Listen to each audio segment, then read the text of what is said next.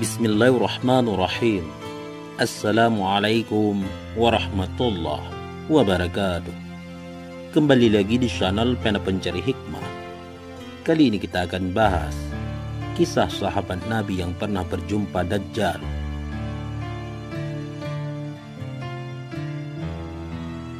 Jangan lupa sukai video ini, komen, dan berlangganan, serta bagikan video ini agar bermanfaat bagi semua.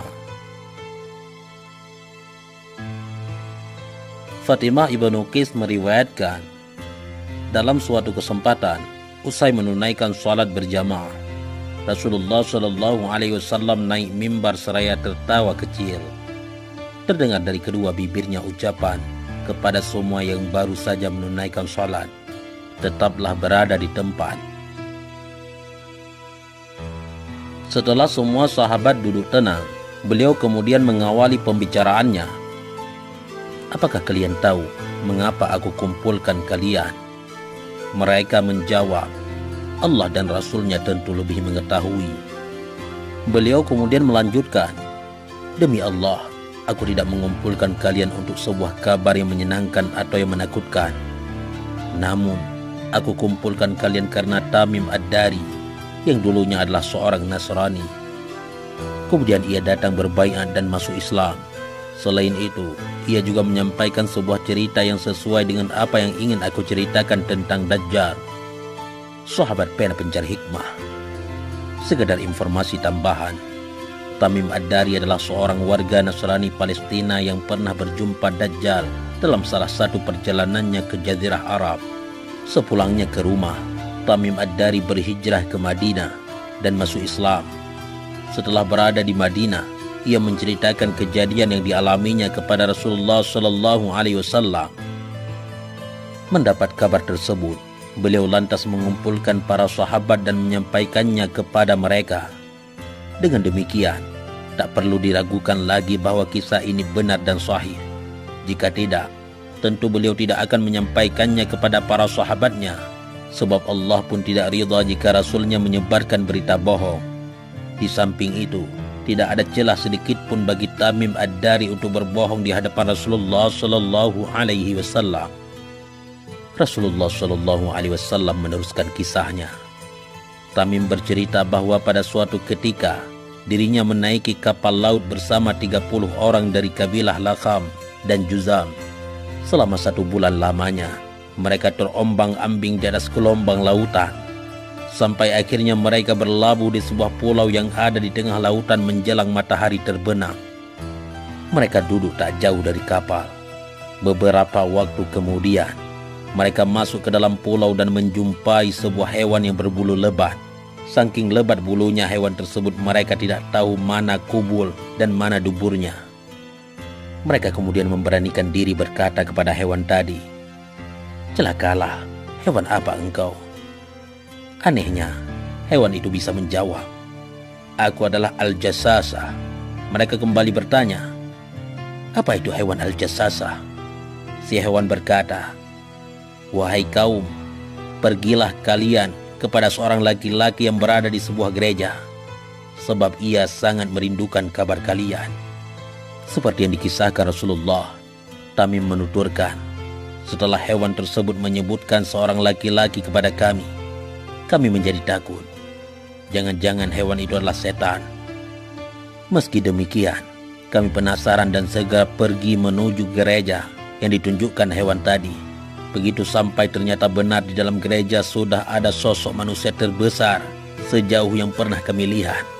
Ia diikat dengan kuat, sedangkan kedua tangannya disimpan di tengkuknya. Dari kedua lutut sampai mata kakinya terikat dengan besi. Kala itu kami bertanya, "Celakalah, siapa kau?" Manusia raksasa itu menjawab, "Kalian sudah bisa mengetahui kabarku. Sekarang sampaikanlah kepadaku siapa kalian." Rombongan Tamim Ad-Dari menjawab, "Kami semua adalah orang Arab. Kami berlayar dengan sebuah kapal. Tiba-tiba kami dihadang ombak dan gelombang. Kami pun terombang-ambing selama 1 bulan, sampai akhirnya kami berlabuh di pulaumu ini. Tiba-tiba kami berjumpa dengan seekor hewan yang lebat bulunya dan ia meminta untuk kesini menemuimu. Sebab tuturnya, kau begitu merindukan kabar kami, sehingga kami pun segera menemuimu. Laki-laki itu berkata, sekarang sampaikanlah kepadaku tentang kurma baisan. Dituturkan oleh Tamim Ad-Dari. Kami balik bertanya, tentang apanya yang ingin engkau tanyakan? Yang aku tanyakan kepada kalian, apakah kurma itu masih berbuah? Masih. Andai kurma itu nyaris tak berbuah.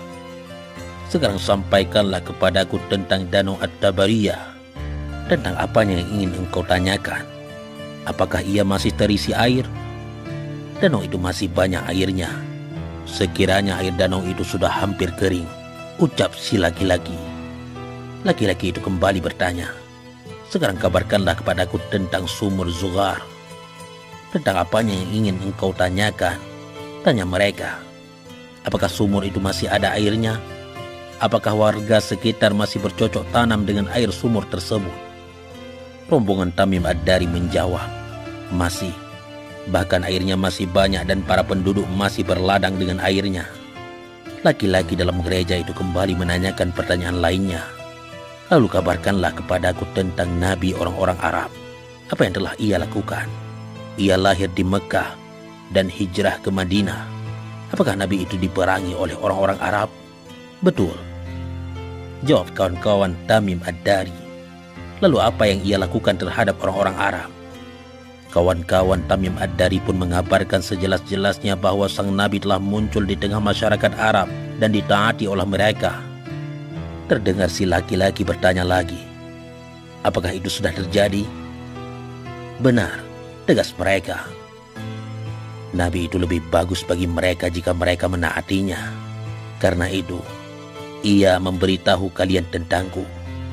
Sesungguhnya, aku ini Al-Masih Dajjal.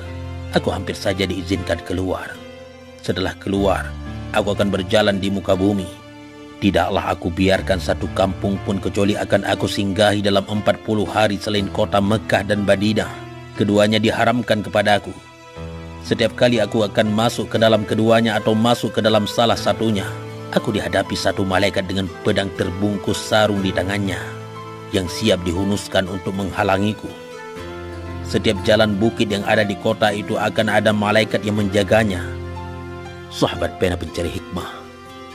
Di akhir kisahnya, perawi hadis ini, yakni Fatimah binti Qais, menambahkan sambil mengetuk mimbar dengan tongkat, Rasulullah Shallallahu Alaihi Wasallam bersabda, ini baik, ini baik, ini baik. Maksudnya Madinah. Beliau memungkas kisahnya. Bukankah aku telah menyampaikan hal itu kepada kalian? Para sahabat menjawab, benar. Beliau kembali bersabda, sungguh mengagumkanku cerita Tamim ini. Ceritanya sesuai dengan yang ingin aku sampaikan kepada kalian tentang Dajjal, Mekah, dan Madinah. Ingatlah, Dajjal itu berada di Laut Syam atau di Laut Yaman. Ia datang dari arah timur, dari arah timur, dari arah timur. Beliau mengatakan demikian sambil memberi isyarat ke arah timur. Terakhir, Fatimah binti Qais berkomentar, ini aku hafal dari Rasulullah Shallallahu Alaihi Wasallam. Wallahu a'lam bishawab. Mudah-mudahan ini semua bermanfaat. Assalamualaikum warahmatullahi wabarakatuh.